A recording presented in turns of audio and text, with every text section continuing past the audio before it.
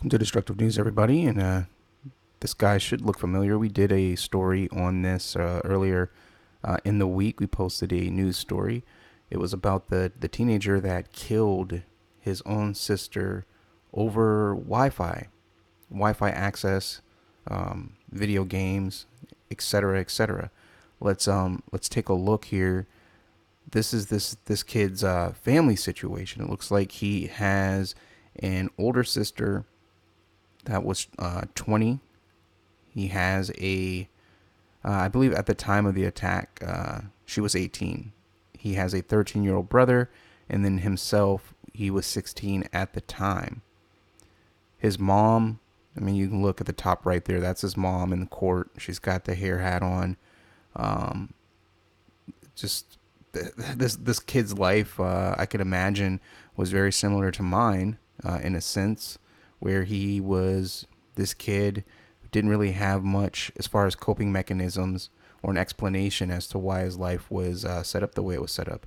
He had a mom, he had a little brother and a sister who was 18, still living in the house, who was look at the way she dressed, look at her hair, look at the mom's hair. Her mom, they wear wigs, they wear weaves. Those things aren't cheap. They're very expensive. That long weave piece that she has in her hair, it has to be kept. It has to be paid for. It has to be styled. That's a lot of attention. That's a lot of money. And that's probably the most important thing in that household is those two women's hair pieces and the care. The news story said that the father was in court weeping. But let's take a look at the court scene here. And I apologize for the single channel audio. That's just the way it was recorded. Two different felony offenses. One of them is felony murder, which alleges that on or about the second day of So that's his February parents. 2018, I highly doubt that man lives in the house with them. Felony to cause the death of Alexis Watkins. You understand what you charge? His existence is trivial.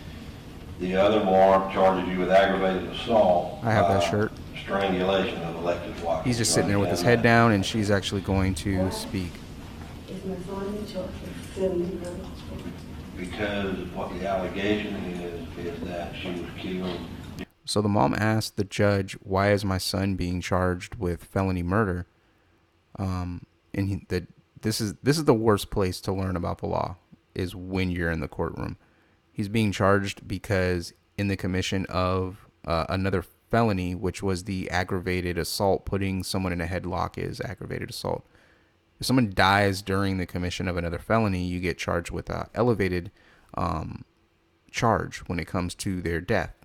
So you would get the felony murder charge.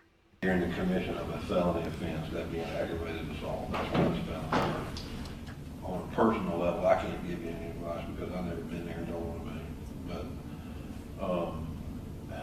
But you're very early in the process, okay? And you got some good lawyers over there who are going to help y'all. And you just see where it goes. But that's why he's been charged the way he's been charged. So, I mean, all of this is just speculation, but based on, what's going on, what we see, the stories we post, and then me personally, my life and my experience in this environment tells me that this kid, he was alone. He didn't have much. Like I said, I'm willing to bet that his father's existence was trivial. He gave birth. He helped give birth to him, and he kind of was just out of the picture from them because this kid seemed like he was just constantly, enraged and angry. And let's take a look at the article on the New York Post. It says a teenager gets life in prison for killing sister over Wi-Fi password. A Georgia teen who choked his sister to death during a squabble over the family's Wi-Fi password has been sentenced to life behind bars, a judge ruled. Kevon Watkins, who was just 16 at the time of the fatal February 2018 attack on his 19-year-old sister Alexis Brianna Watkins, was found guilty Friday of felony murder and aggravated assault. On the evening of the attack, Kevon had reportedly been playing an Xbox game and changed the family's Wi-Fi password once the connection in the home started to lag because of the number of people using it. Alexis had been arguing with her brother after he confronted their mother, who was trying to remove the gaming system from his room, according to a 911 call and testimony at Kevon's bench trial.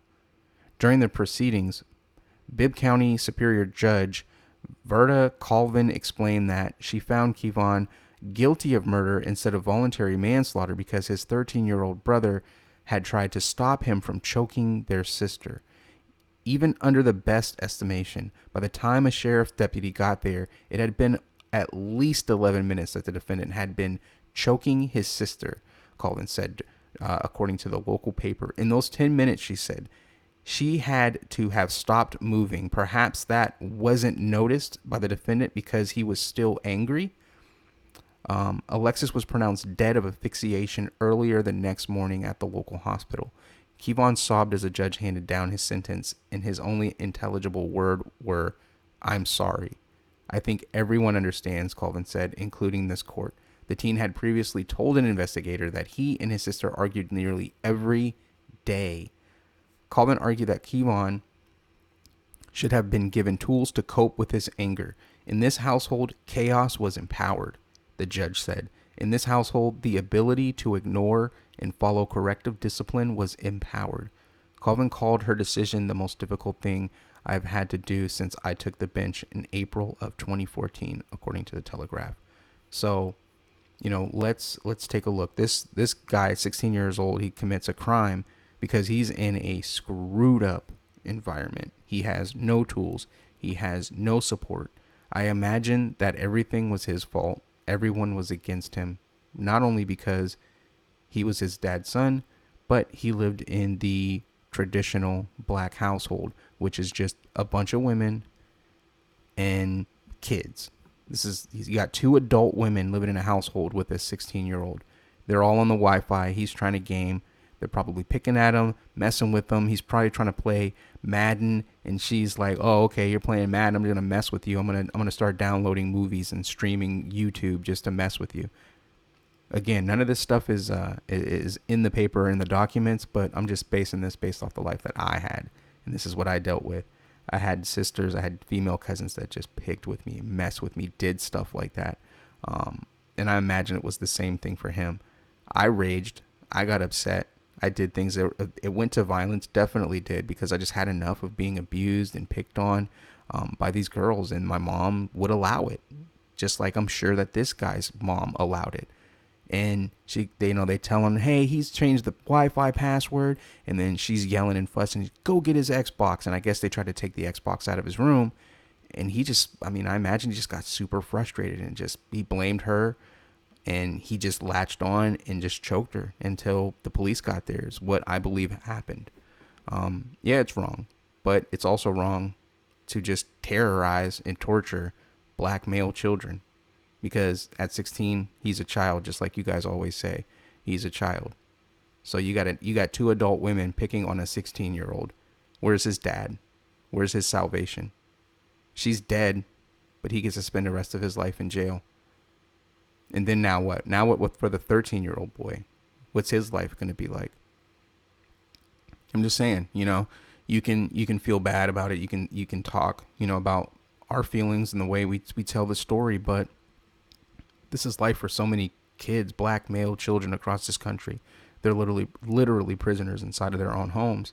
They get picked on, they get abused, and they're not given any tools to deal with any of this stuff. And then their reaction is their reaction. I chose a different route.